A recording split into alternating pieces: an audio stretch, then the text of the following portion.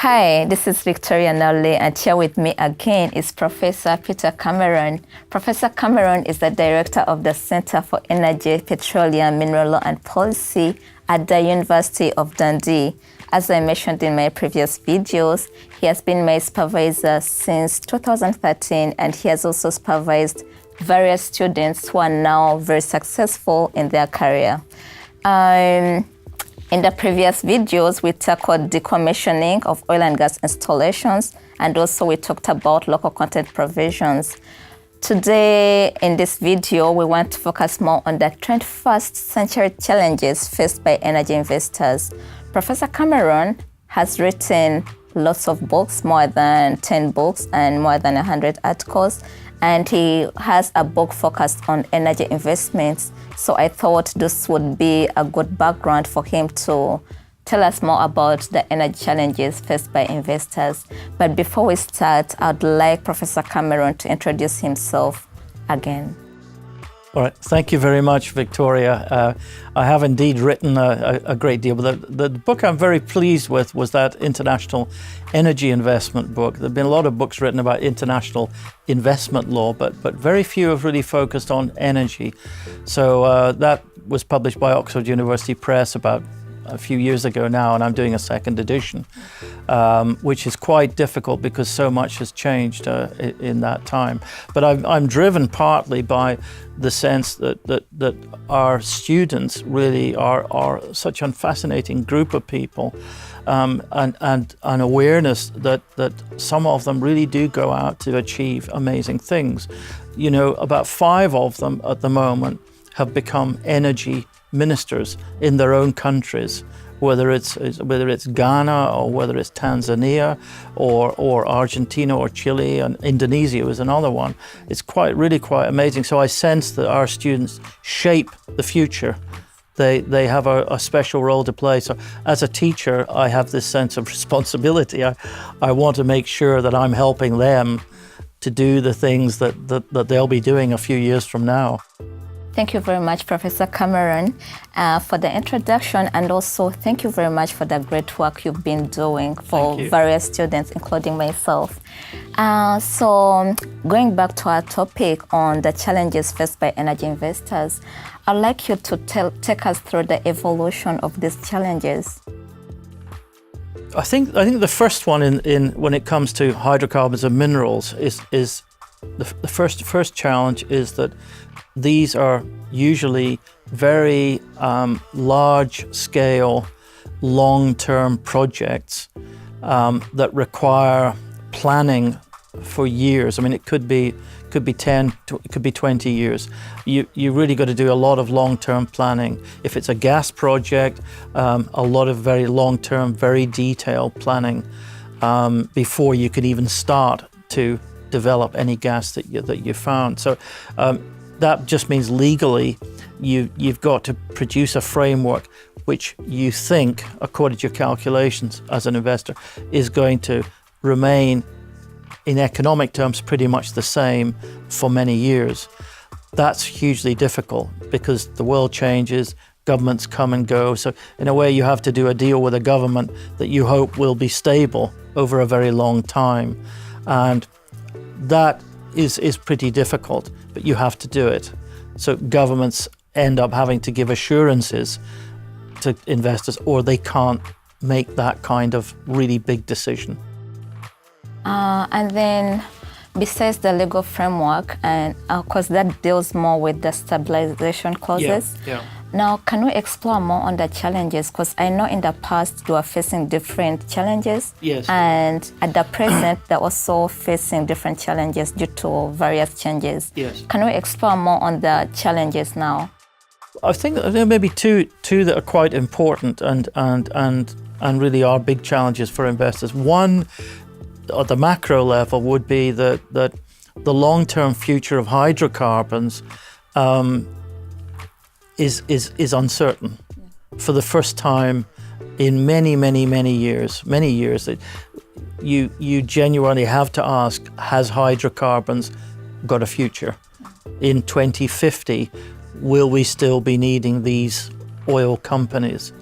And we don't know the answer. So in a sense, Some people say, yes, hydrocarbons will still be very important. And remember, there'll be a huge population explosion in the next few years. The number of people on the planet by 2050 will be many more. But we may have invented something else. We may be using electric cars, and the power for those cars might be very cheap, so we don't need oil in transport in the way we do at the moment. So this is a future that's very uncertain, and it just means that long-term perspective that I was telling you about, which is so important for investors, becomes a real challenge for them, and it's a challenge for governments too, because they're having to deal with investors that are suddenly wondering, has this industry got a long-term future? The other point is in the investment regime. The investment regime is changing. The kind of security that investors assumed that they would be getting through international treaties is becoming weaker. Why? Because governments feel they're under pressures from their people not to offer quite so much in terms of security to those investors. The investors are saying we need a lot of stability, and governments are saying, well, we just can't tie our hands for 20 years. We can't do this. So, they're not being nasty or difficult. It's just that their view about their own sovereignty now has changed, and their people's view about their government's right to give away sovereign powers or to limit those sovereign powers is becoming a bit narrower. And that, again, that's another one of those challenges. We don't really know how it's going to work out. So for the investors and the governments, they both have a role to play in tackling these challenges. So what would the role of the state be with regard to energy investments? Yes. I think that the key is to give the potential investor a message that you welcome investment, and then establish a conversation with the investor or investors, and try and establish relationships that you think will lead to a long-term economic relationship which meets your social objectives. Because the government isn't just interested in the revenue, it's interested in a lot of other benefits as well as the revenue.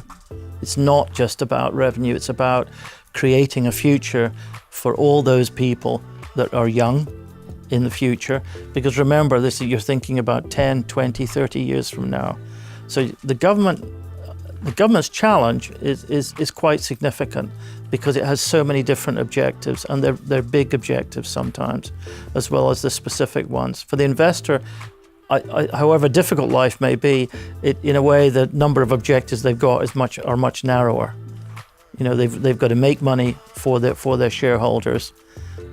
Life is, in that sense, slightly easier to plan for. Thank you very much, Professor Cameron. Since this is our last video today, I would like Professor Cameron to just give advice to the young people out there.